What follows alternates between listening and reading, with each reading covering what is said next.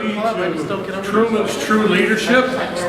Please grab a chair with an evaluation form and a handout that we will be making extensive use of. We have 8 wonderful quotes from Truman, but our little musical introduction got me to thinking a little bit. I think Harry Truman is the only president I'm aware of that ever had a rock song written for him. The next time you find yourself with absolutely nothing to think about this. America needs you, John Quincy Adams. It just doesn't work the same. And that's what you're about to learn today from my cohort. Not that speaker anymore anyway.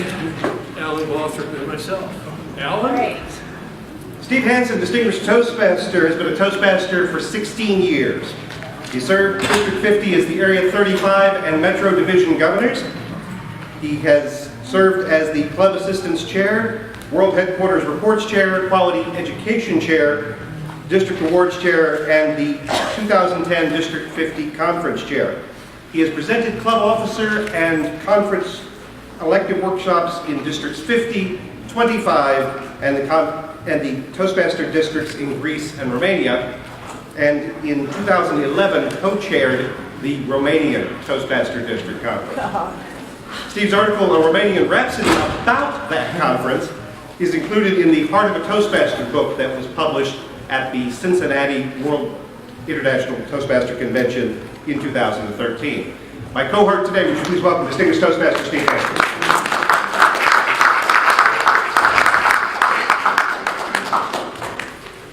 Distinguished cohort is old school here. Alan Walthrop, distinguished Toastmaster, has been a Toastmaster for 10 years. He was named 2009-2010 Area Governor of the Year. He also served as Town North Division Governor in 2011-2012, the District Quality Education Chair in 2013-2014, and the District Awards Chair in 2016-2017. Most recently, he has served as Assistant Town North Division Director in both the 2015-2016 and 2016-27 Toastmasters years.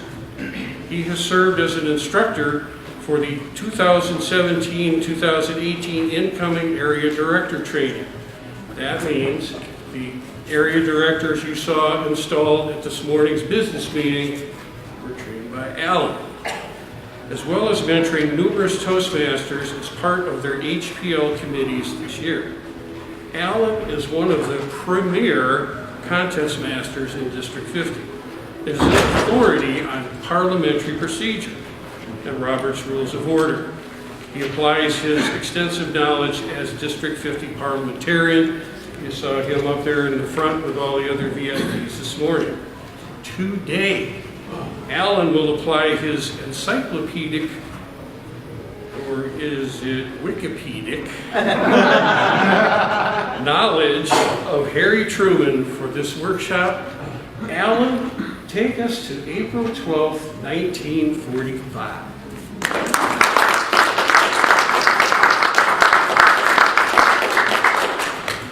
The Vice President of the United States only has 2 jobs. One of them is to preside over the United States Senate, which Harry Truman was doing on April the 12th, 1945. When the Senate recessed for the day, he received a message to come to the White House as quickly and quietly as possible, and to come in through the front door. And as he ran through the Capitol with no Secret Service protection, all he could think about was, what was President Roosevelt doing back in Washington? Just yesterday, he was resting at his estate in Warm Springs, Georgia. Something must have happened that he needs me to handle. When he got to the White House, he was led upstairs to the First Lady's study. She was wearing black. She put her hand on his shoulder and said, "Harry, the president is dead." Being the country gentleman that he was, Harry Truman said, "Well, Mrs. Roosevelt, is there anything we can do for you?" She said, "Oh, Harry, is there anything we can do for you?" You're the one in trouble now. And that is how Harry S. Truman of Independence, Missouri, was reminded of the other job of a vice president. Because President Roosevelt had died approximately 2 hours previous. And for that, he didn't know for that last 2 hours that he was the 33rd President of the United States. Today, Truman's True Leadership, 8 lessons from that 33rd President of the United States. He was a common man. Before he accidentally got into politics, he was a farmer. He was the son of a farmer, the grandson of a pioneer. He spoke plainly, sometimes profanely. You never had to diagram a sentence that Harry Truman said. You never had to wonder, well, what did he mean by that? And I say to you with all sincerity, the fact that we still have a free world and a room to stand in can be directly related to lessons and situations that Truman faced while he was president. Every lesson today is a quote of his, and we will take some examples from his life that eliminate that quote, and then how to apply those lessons to our own life. Steve's got the evens, I've got the odds. Steve, number 8. Thank you, Alan. Those of you who know me know that my favorite source of quotes is one Vincent Thomas Lombardi, the head coach of the True Americas team that plays its games at Lambeau Field in Green Bay, Wisconsin. But I think I have a new second favorite here, Harry Truman. This whole book is full of quotes and anecdotes about Harry Truman.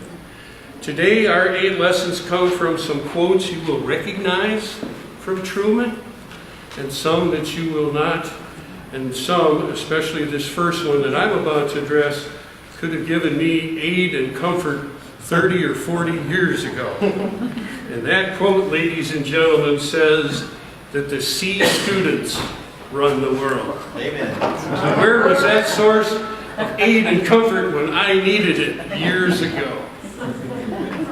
The C student in the Truman administration was Truman himself. He had no college education. He failed at business. He had poor eyesight. He was just a very small, unassuming man. He would never stand out in a crowd. Didn't seem like the kind of person with any type of leadership ability at all. That was until he served in World War II as an artillery captain. I know something about artillery captains. I worked for one when I was an artillery lieutenant. But he inherited the worst artillery battery in the whole European theater, and he squared him around. Little, soft-spoken Harry Truman, that's where the plain and the profane began, I think. He had business failures. He was just, other than that, not much of a leader until April 12th, 1945. The lesson we can take from Truman for our Toastmasters leadership opportunities are many. And I was glad that Alan let me have this quote, besides the aid and comfort that it provided me. When you're on a leadership team, when you have a team to do a project, a contest, a conference, whatever, your whole team will not be superstars. I'll tell you that right now. You want to deploy your people based on their strongest skills. And many of us in leadership positions in Toastmasters will try to develop new leaders along the way. Works great up to a point. Develop new leaders on your team the best you can, but never forget your mission. If you've got somebody that requires too much development, take them aside and give them the extra help that they need. A lot of management books that came out years ago said that micromanaging is the worst thing that you can do to anyone on a project team. Just an awful, terrible, never do it thing. Here's a news flash from the Church of the Painful Truth. You will have people on your team that not only need micromanaging They want micromanaging, and they are almost ready to beg for micromanaging. So you need to assess the abilities of your entire team, deploy them where they can do the most good on the project, and then keep an eye on things. You don't get what you expect sometimes, you get what you inspect. Now, our friend Del Toro had something good to say about that last night. He said that hard work beats talent when talent don't work hard. His grammar, not mine. Keep that in mind when you're working with a Toastmasters team that you lead, that you're in charge of. Did I get that one, Alan? You did? Although World War I rather than World War II. But that's all right. Tried it, and I was born when Truman was president. Oh, God. That's all right. Number 7. It's amazing what you can accomplish when you don't care who gets the credit. After World War II, Europe was devastated. Every productive enterprise in continental Europe was destroyed, or mined, or both. Europe needed a lot of aid very quickly to get back on its feet. Truman received a report in 1946, very late in 1946, saying exactly how much it was going to cost in both manpower, goods, and services to keep Western Europe not only as an industrial world, but fed, because there were so many millions of people starving. His cabinet built what was called the European Recovery Act in early 1947.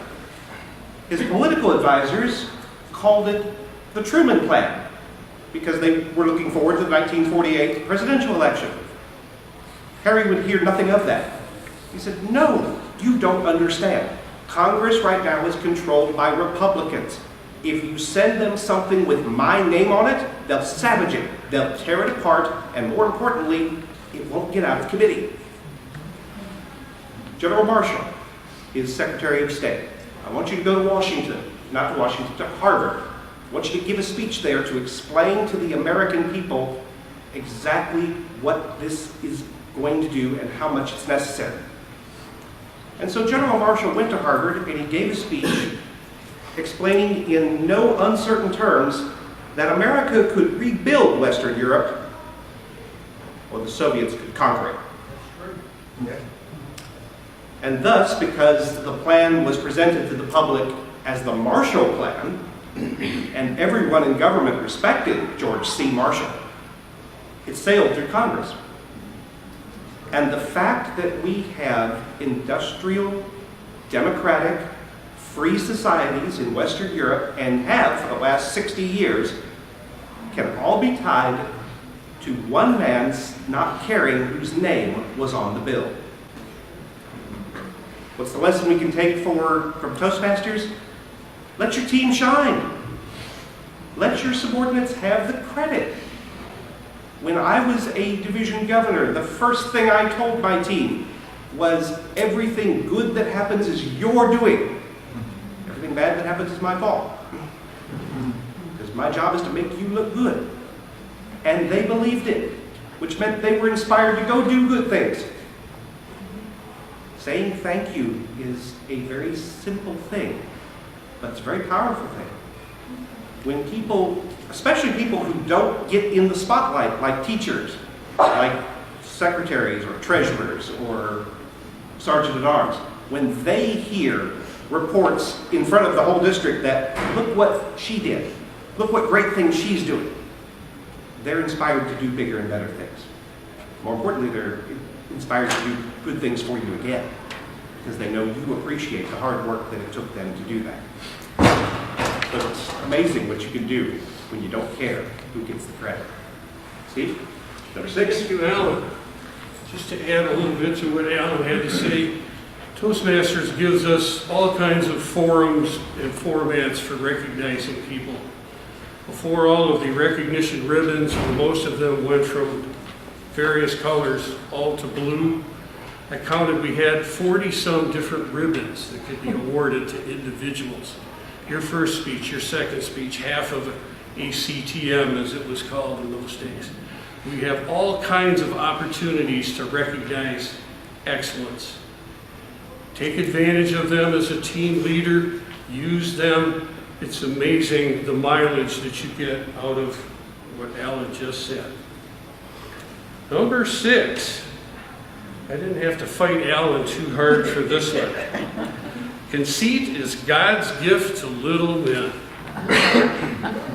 Wow, anybody encounter anybody in the workplace like that? Some people are a little physically. We talk about the Napoleon concept, complex. Another good example of that was General McClellan in the Civil War. I won't call it World War II this time. He thought he knew better than Lincoln. And there was a general working for President Truman that thought he knew better than Harry Truman. His name was Douglas MacArthur, a fellow cheesehead born in Milwaukee, got a little too big for his britches in the end. Part of the way into the Korean War, it was agreed that General MacArthur and President Truman would meet at Wake Island. Well, believe it or not, there's even military courtesy involved with the landing of airplanes.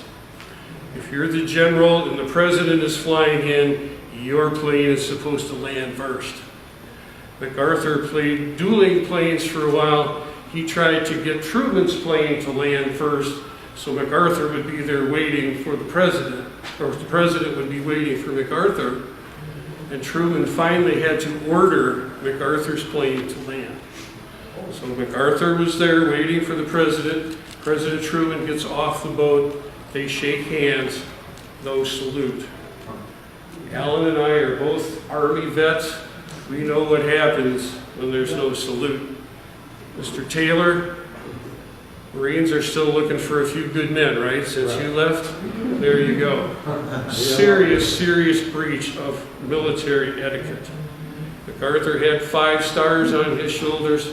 That means Truman had at least 6 or maybe 12. I'm not sure. MacArthur let his ego get in the way of what he should have been doing. We're going to have a whole lot more to say about MacArthur coming up.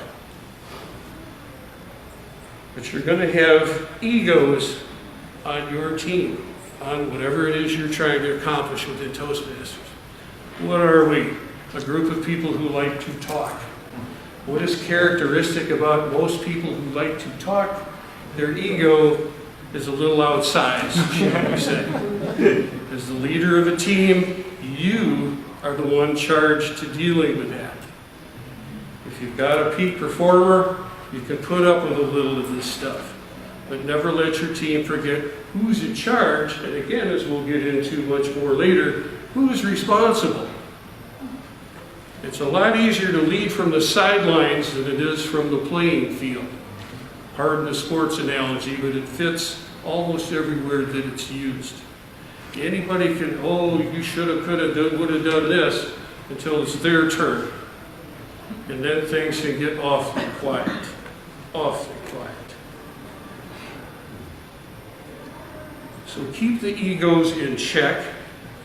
And always remember one of the oldest management sayings of all: praise in public, criticize in private. But if you need to be a critic of some big egos on your team, pull them aside and let them know this is either going to stop or something much more severe that will damage your ego will certainly happen. You have to make that choice. You have to take that action as a leader, whether conceit is God's gift to little men or not. Let the little men take their gift elsewhere if they're not working for you and pulling on the same end of the rope that you are as the leader of the team. I got the war right this time, right? You did. One thing Truman said over and over again was that you never dress a man down in public, because if you take his dignity away from him, he's got nothing left. Therefore, when at Wake Island, he pinned a medal on MacArthur. He praised him for what he had done in public. Chewed him out in the car. when nobody was looking.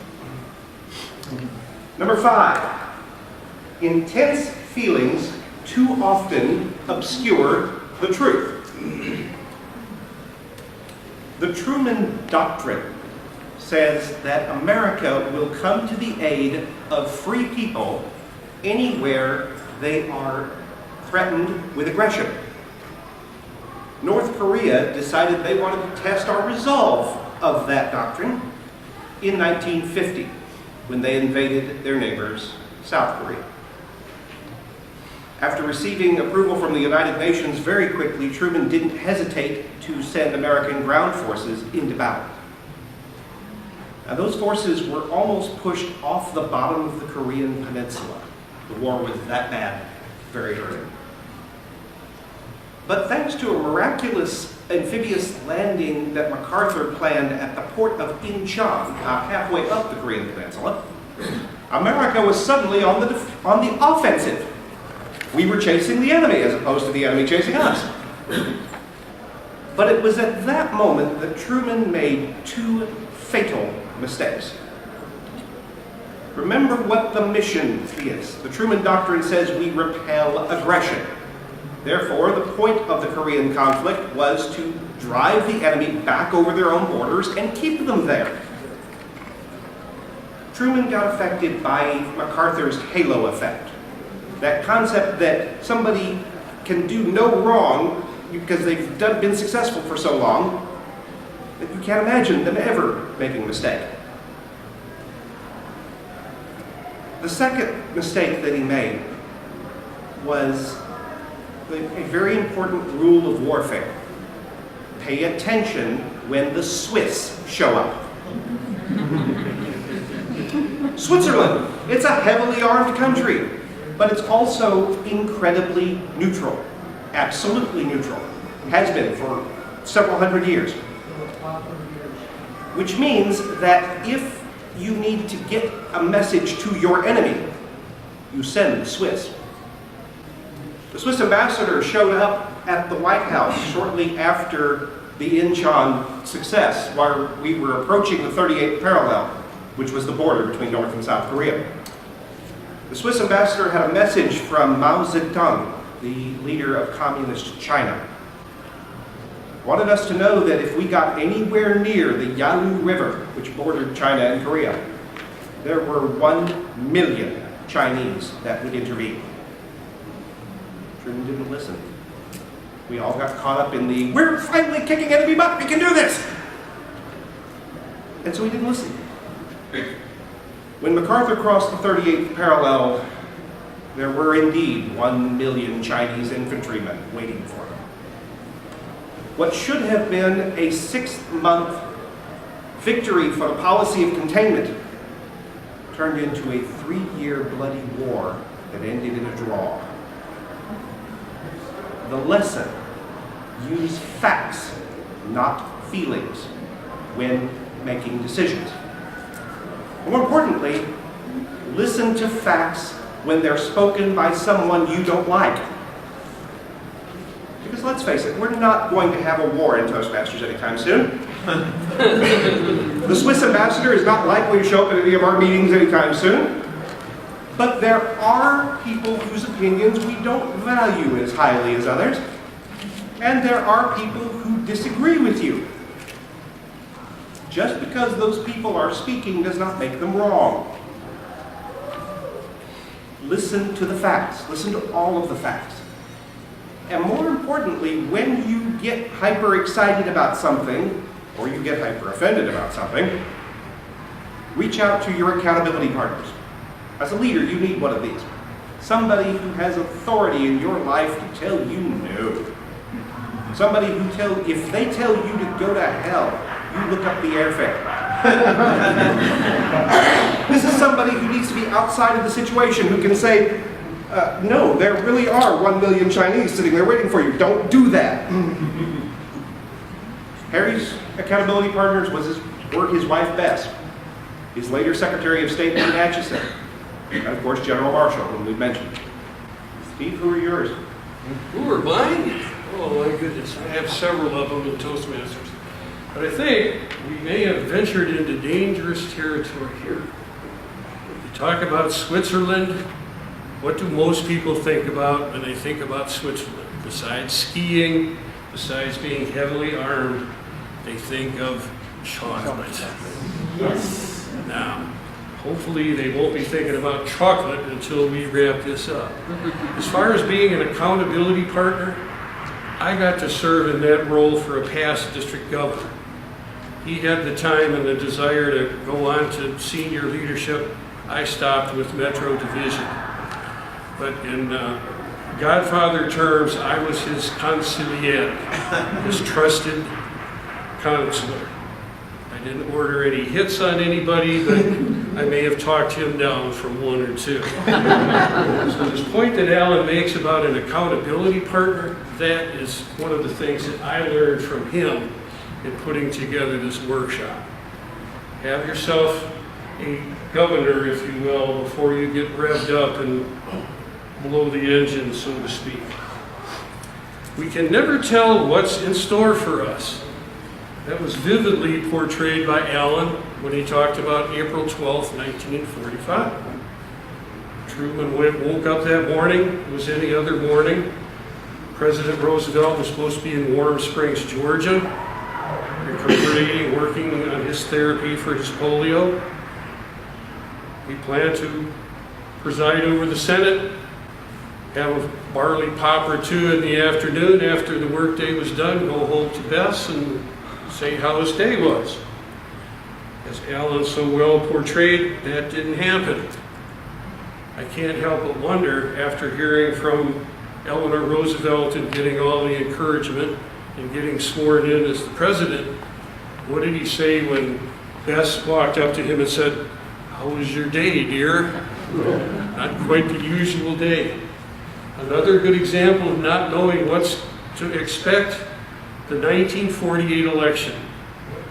Truman didn't have a chance of winning that election. He ran against Thomas Dewey, the Republican candidate, who ran against Roosevelt in 1944 and almost beat him. Dewey was a crime fighter. He was well known, but he wasn't the most dynamic person in the world. His critics said he looked like the little man on the top of a wedding cake. Now there's a rip-roaring endorsement of your credibility and your charisma right there. Dewey, according to all the smart people out there, all the talking heads that were on radio instead of TV like now, Dewey will win this election. Truman is so unpopular, hasn't got a chance. Truman did the whistle-stop campaign. Dewey campaigned from his front porch. I'm sure many of you have seen the famous picture with Truman holding up the Chicago Tribune with the headline that said, "Dewey defeats Truman." I've seen a lot of pictures of Truman, but I think that's the biggest smile on his face of any of those. Yeah, Dewey defeats Truman, huh? I guess I showed you. What does that have to do with us in Toastmasters? You never know what's going to come along. How many of you have read the wonderful book by Spencer Johnson, Who Moved My Cheese? Well, I would say on April 12, 1945, somebody moved Truman's cheese, big time, out of the Senate into the White House. It's not that far on the ground, but it's a long way as far as responsibilities are concerned. The same thing can happen to us in Toastmasters. In my whole club, which started 16 years ago, we had 2 experienced Toastmasters. The rest of us were green beans. We didn't know beans from apple butter about area governors. Couldn't tell an area governor from an area rug. We lost one of our experienced Toastmasters. She went to work for the prison system, HR. Now, we tried to see if there was any special significance between that assignment and Toastmasters. Finding none, we pressed on. Our other experienced Toastmaster didn't sell enough software, so she's selling something else now, I guess. I'm not sure. So what that meant was, whoever was the furthest along in the CC manual, even was the experienced Toastmaster. And our past district governor, Les Goosey, and I exchanged first place roles in that. If I was on the road for a couple of weeks, he'd get a speech ahead, then I'd get a speech ahead, and you just never know what's going to happen. We were the experienced Toastmasters. It became incumbent upon us, hey, we better learn something about this area, division, district stuff that we really didn't pay much attention to. We're looking at the next project in the manual. So you never know when you might be the next man up or the next woman up. Alan taught me another wonderful phrase. He said, be ready for trap doors. Everybody knows what a trap door is. I stand over here. If there's a trap door, I'm gone. You have to be ready for that. We planned for all of our trap doors today, including our little musical interlude to begin the presentation. We can never tell what's in store for us. Assess the risks, assess the probabilities, and be ready for some of these trap doors, and don't be standing on them when they open. Sir? One of the biggest lessons Truman learned about not knowing what was in store for you was that he had met President Roosevelt exactly twice during his time as vice president. He was vice president for 82 days, and one of those was a 15-minute photo op where they were drinking coffee, which meant he knew nothing about military policy. He knew nothing about all of the things that President Roosevelt was deeply involved in. He walked into the White House completely green. Think about what you need to do with your replacement, how you can fix that. Number 3, a president cannot always be popular. When Truman realized the mistake he'd made in Korea, he tried to fix it. He returned our strategy back to the strategy of containment, and he opened negotiations with the North Koreans and the Chinese to stop the wall. And he recognized quite clearly that aggression itself was the enemy. But MacArthur didn't. MacArthur is a general. MacArthur was thinking, why are we not using every tool at our disposal? And I mean every tool at our disposal. Why are we not trying to destroy the enemy? Truman finally had to give MacArthur a direct order not to discuss military or political policy with anyone but the President of the United States. MacArthur's response to that order was to send a letter to the House of Representatives saying that Truman should be indicted for murder if we were not in Korea to win. Well, there's only one response you can do with that if you are the President of the United States. But this time Truman did it right. He learned the lesson from last time. He called his accountability partners together. He looked at the facts on the ground. He sent his mentors the correspondence over the years with MacArthur. And they all agreed with the decision he had to make. He fired General MacArthur. To say that that was unpopular is an understatement. MacArthur received a ticker tape parade in New York City upon his return. He was given the privilege of addressing a joint session of Congress where he most famously tried to say, old soldiers never die. They just fade away. Thinking that was a backhanded insult to Truman. Truman was taking a nap during that speech. Another thing happened later in Truman's presidency that's equally important. There was another senator from Wisconsin that popped up about that time. His name was McCarthy, Joseph McCarthy, to be specific. He started accusing the Truman administration of harboring communists. In fact, he even used the word treason.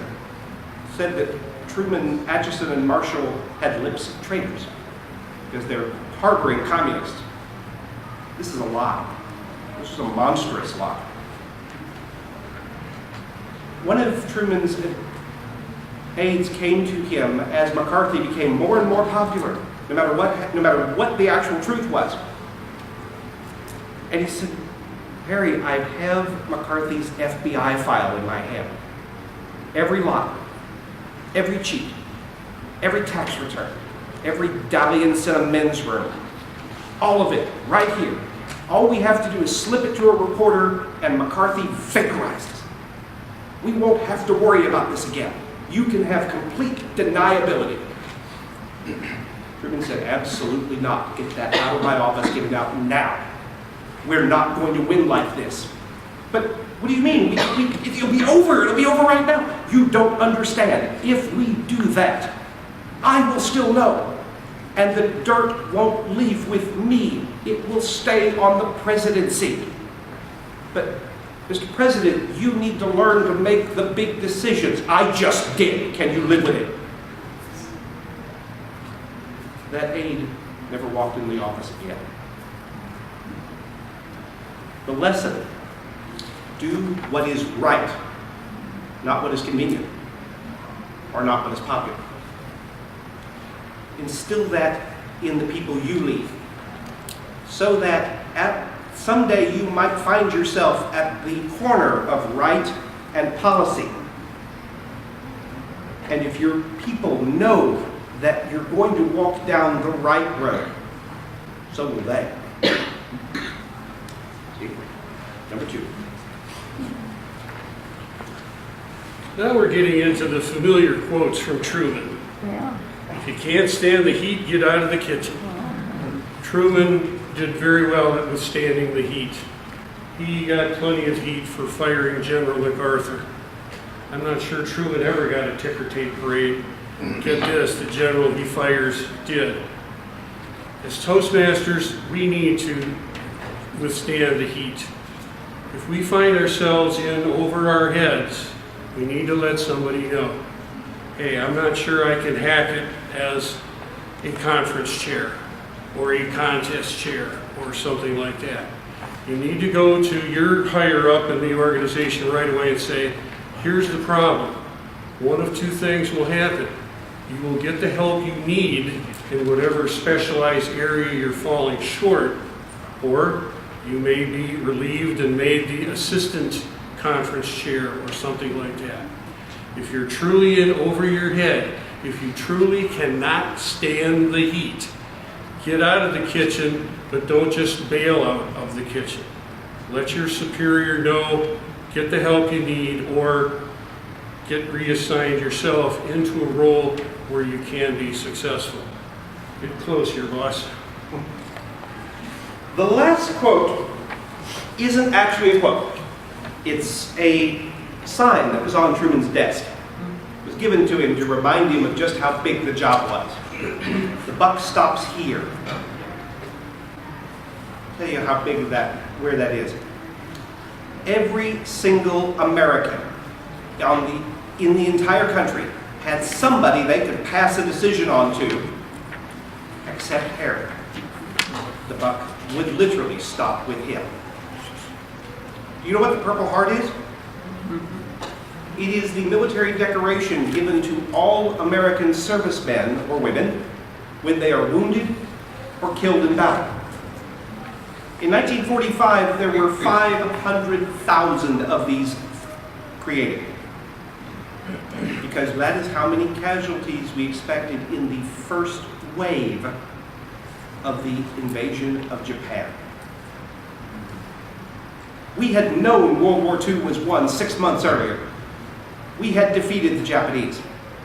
The Japanese also knew they were defeated, because every time we took a new island, every time we sank a battleship, every time we wiped out a squadron of Japanese planes, we told them, our battle cry is unconditional surrender. Their response was, over my dead body. You're going to have to kill every last one of us. What do you do when you're the President of the United States and you're facing that kind of enemy? Truman realized that the most optimistic military planner said that it was going to cost 2 million lives to take Japan. Both sides, not just Americans, 2 million. You have the choice. You can kill 2 million people, you can wipe out 2 Japanese cities with an atomic bomb. That has never been tried. It's never been used before. There is a reason that we've never done it again. There is a very important reason that that weapon is so dangerous and that it has become part of our lexicon. To nuke something is to utterly destroy it. We learned that lesson from the end of World War II. And he could not pass that decision to literally anyone. His name had to be on the order. Do we invade or do we nuke them? After the Hiroshima and Nagasaki bombs were dropped, Japan surrendered. Truman's justification years later was, how could I look American families in the eye and say, I could have ended this war long ago by using a single weapon that we had just created, but I didn't. He had to make the big decision. It was his to make. Your leaders need to know that you hold yourself responsible. You can delegate authority, you cannot delegate responsibility. The biggest Toastmaster failure of my life, what came when I was a division governor. I was also the vice president of membership of my home club. Some of you have worked under me, you know that I tell people you can win it all. If you enter a contest, you can do whatever you want to do. You can go all the way to the top. There was one lady in my home club who actually did it. She had a speech that I really thought was going to win the whole thing. I mean the black badge, the international contest. I got a call 10 days before the district finals. It seems that my club treasurer didn't pay the club's dues before the area contest. Which meant this particular person was not only not going to compete on the district stage, she was disqualified. Now this LGM was a very polite soul. She was a very kind soul. She said, Alan, I'll tell her, you don't have to do that. And I said, no ma'am, I can't delegate that responsibility. Not only am I the division governor responsible for this, I was the vice president of membership, which meant it was my job to make sure the treasurer did what they were supposed to do. So I went to that person's desk and looked them square in the eye and told them, I'm sorry you're not competing, and this is why. It's my fault. Because I did that, because my team knew that I was going to take responsibility for things that went wrong, they were inspired to also go work harder, figure out, they would try to do things the right way, because I was their shield, taking responsibility for them. We're running low on time. Steve, let's wrap this up. We need to land the plane. May I Yes, do that. finish out? Bottom line, when you've done the best you can't do any better. 100% is all there is. So let's go to my famous big finish that some of you know and love. This is a lighthouse. It's not just any lighthouse, it's the Wind Point Lighthouse in my hometown, Racine, Wisconsin, home of Tony Romo. It's the tallest lighthouse on the Great Lakes. It's been there since 1880. And I believe it is the ideal metaphor for leadership. A lighthouse is there, rain or shine, fair weather or foul, to guide ships toward the places they need to go and away from those nasty rocks and reefs and sandbars where they don't want to go. Leadership is the same way. Regardless of what type of activity we are leading, we need to remember the humble lighthouse. So Alan and I challenge each and every one of you, the next time you're in a leadership position, doing a speech evaluation, anything to do with Toastmasters, be a lighthouse and stand up there and shine. Alan and I thank you for your attendance and your attention. Class dismissed.